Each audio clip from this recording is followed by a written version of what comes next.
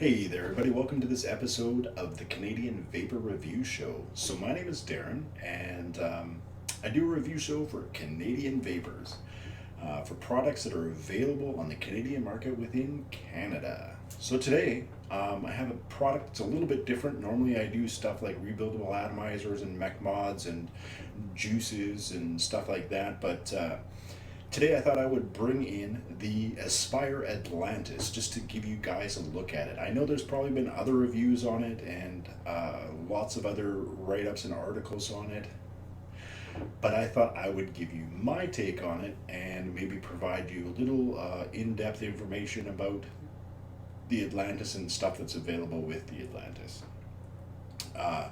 So mine, I purchased it at Cimatech Vapor Shop in Victoria, BC. I would imagine that all of the local stores in Victoria carry them by now. Cimatech has a store in Nanaimo, Courtenay, and Victoria. And it's available on their website as well. And it is a Sub Ohm tank. So if somebody walks into a store and they see the guys in the back sitting at the juice bar, and they're all like mad blooming, like, look at me, bro. Oh, look at me, bro. And these guys walk in, they're like, I want to do that. Or I want more clouds in my Evo. And you can be like, yeah, well, here you go. Here's an Atlantis tank. And you can chuck a cloud.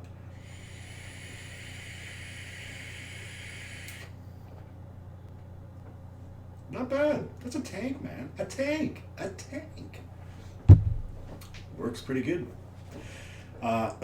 So there's a little bit of information that needs to go with the Atlantis. So you get these coils, these ginormous coils, and the information that I feel I have to impart is that this is a lot like a Cardo. Okay, it's a coil with some wicking material wrapped around it in some vertical position. So you need to prime those. So what I mean by prime is you need to take your juice. So this is an empty juice bottle, and it's a new wick. I don't need to prime it. But you would take inside there and you would fill it up like this until the juice comes near to the edge, and then it'll soak in and drop down. Then you need to fill a little juice in each one of these little holes here around the side. And then what you do after that is, once the juice is kind of soaked in there a little bit, you want to take a tissue and you want to take your coil and cover up the holes so you don't spray juice, because you're going to blow into this. So then on the end that's open right there, you want to take and blow on it, and it pushes the juice down inside the coil and saturates the entire coil and the wicking material with juice. And then you want to pour a little more on top, and maybe do that twice. And then once you get it inside the tank and you've filled it up with juice, you want to take and close off the air hole almost all the way. It is adjustable airflows, has a whole bunch of different settings, but you take it so it's really hard to draw on, and you do that like 3-4 times, really good strong pulls on it, and then you're good to go. If you don't do that, you will probably burn out your coil. The same thing happened with the Nautilus coils. So it's the same idea as the Nautilus coils. If you're familiar with how to prime a Nautilus coil, then you're good to go with these. It's pretty much the same thing.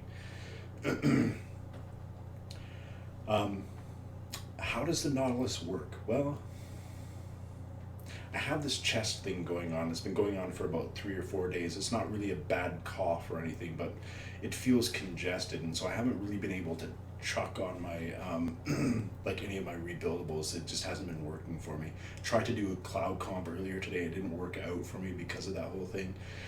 But with this, I'm okay, because it's not crazy.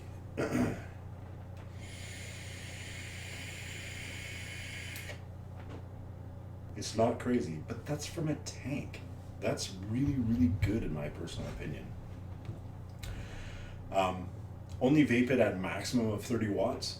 I don't know where I heard that, whether I read it online or what. But apparently over 30 watts is a bad thing. I've had it up to 35, and I kind of got a bit of a gnarly flavor from it. And it wasn't bad, but I thought, well, I'm probably going to kill the coil if I keep doing this, so I turned it back down to 30, and I've been vaping at 30 the whole time.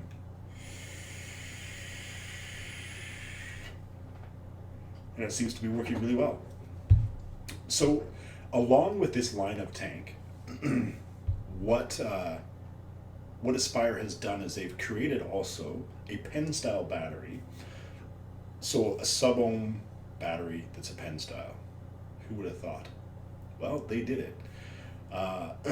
It's safe down to 0.5. I would imagine you could just throw a rebuildable on it as long as it was at 0.5. I mean, it's not any different than using a 0.5 tank like this right here. So if you vape at 0.5, it's a cheap mod. And it's chargeable in an Ego charger. They also have one where you can stick in 18650 batteries. And they're both about the same price, about 45 bucks around there, anywhere between 40 and 50, I think. I can't exactly recall off the top of my head, around that price. The tanks are also running at the same price point. So if you wanted to get one of those batteries because you didn't have like a mod or something like that did the 30 watts, then you can purchase one of those, and together they're like about $100, right? So that's a really good option. And yeah, I'm pretty keen on these right now. I'm enjoying my time with the Atlantis.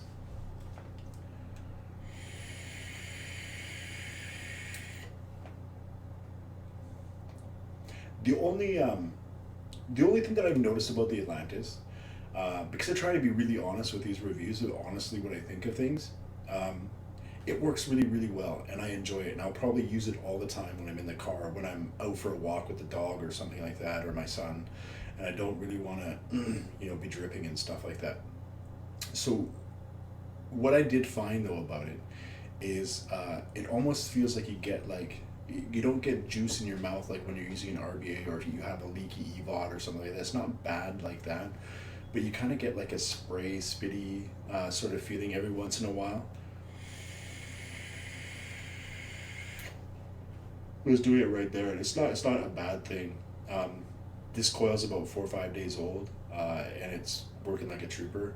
I don't know if I noticed it at first, but I'm noticing it now, so maybe it's like a coil thing. After a week or so you kind of get that little bit. It's not bad, it's not terrible, it's not a deal breaker for me, but I just happened to notice it. It's nowhere near as bad as when you overfill the juice in your rebuildable and you get that spitting in your mouth. It's not nearly that bad. There's just a tiny bit, and I didn't expect that, I don't think, and it's happening a little bit. Only time will tell. As far as I'm concerned though, probably the best tank I've ever used, and I've used a lot. Like right when I started out, I used the Pro Tank 1s, and I used BCC Megas, and a whole bunch of different tanks, and so far, like, this is the best, absolutely best tank that I've used.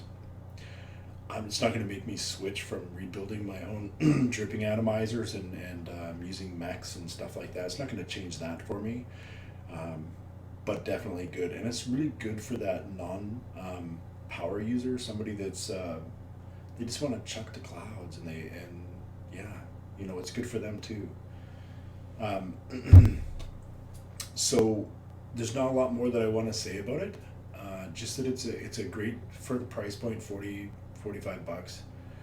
If you want something like what I've described, pick it up. It's a great tank. Anyways, so that's all I have to say, and thanks very much for watching.